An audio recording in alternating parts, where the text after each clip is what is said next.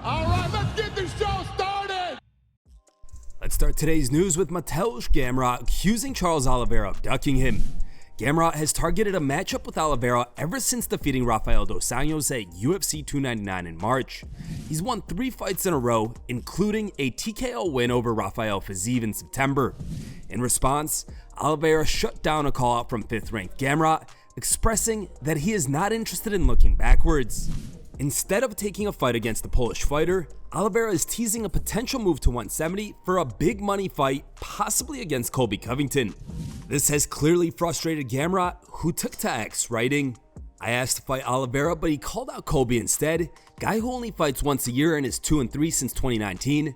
We thought you were better than that, Charles the Bronx. You know I'll give you fire on the ground, but maybe that's why you'd rather fight Colby." Gegard Mousasi goes off on the PFL. During a recent appearance on the Jackson podcast, Mousasi revealed that the PFL is sidelining top Bellator fighters because they currently lack the funds to honor their contracts. The MMA veteran expressed his desire to fight, but feels the promotion is trying to wait until he's desperate, allowing them to offer him less money. This comes as a surprise, given that the PFL recently offered Francis Ngannou a substantial paycheck, according to CEO Don Davis. Check out this clip. I want to fight, but a little bit difficult with PFL. They don't honor the contract, but we see. I think it's just they think I get paid too much.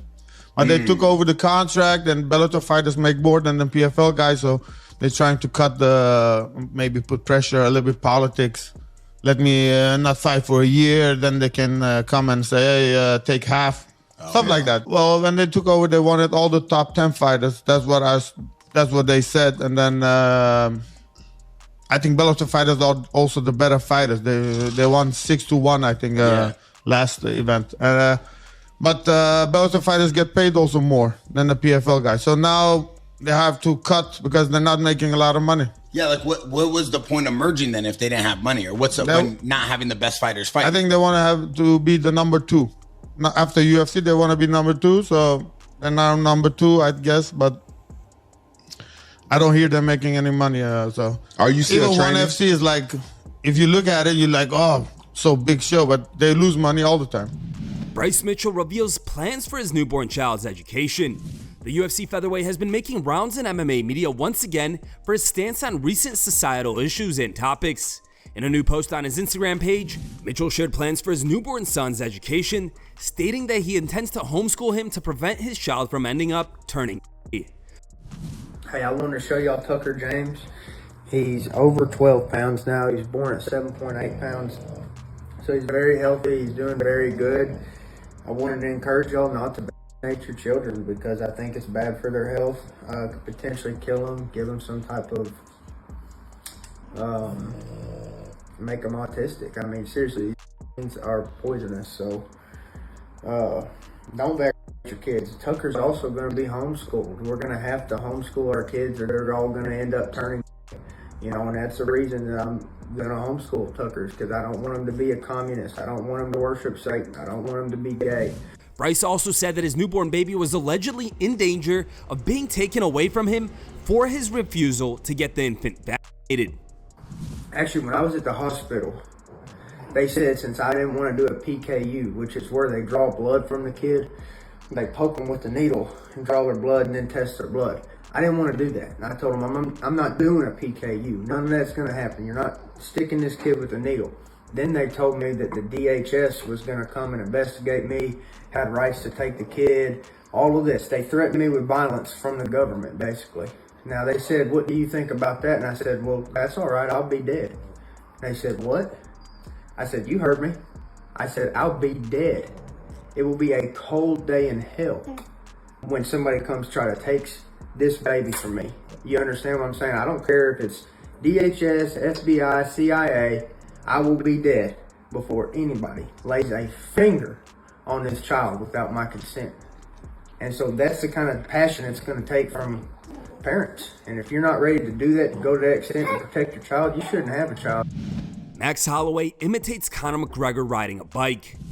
A video posted by ESPN MMA on X shows Holloway riding a bicycle while humming a line from Snoop Dogg's track. Biking around while singing the same line was the method McGregor used to promote his fight against Jose Aldo back in 2015. As you can see, my Impala. Da da da da da.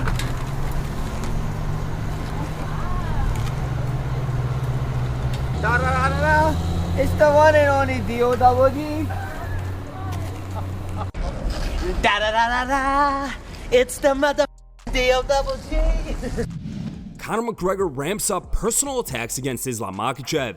McGregor is continuing his crusade against Islam Makhachev, Khabib Nurmagomedov, and Dagestan in a series of recent tweets. This started after AKA head coach Javier Mendez posted video footage on Tuesday of Makhachev's final preparations for UFC 302.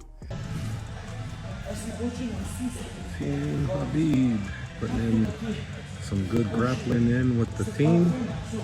There's the champ right there, Islam. Great coach, great fighter, great human being. Everybody lucky to have him.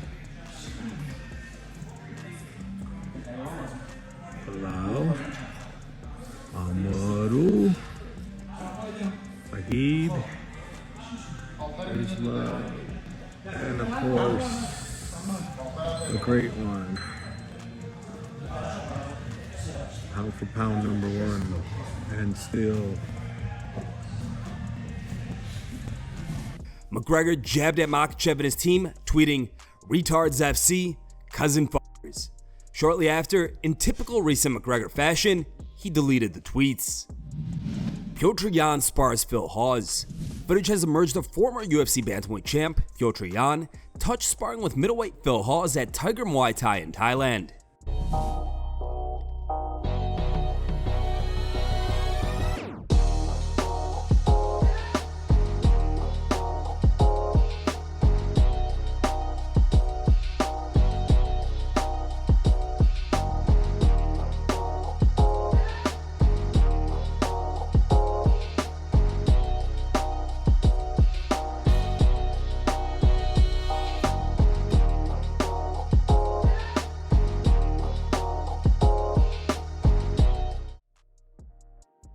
It's time for today's top memes.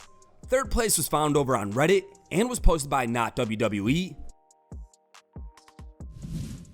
Second place was found over on Facebook and was posted by Robert.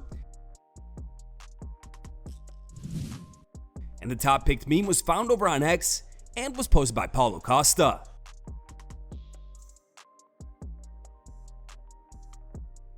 Thanks for watching. If you like the content, smash that like button and don't forget to subscribe to stay in the talk.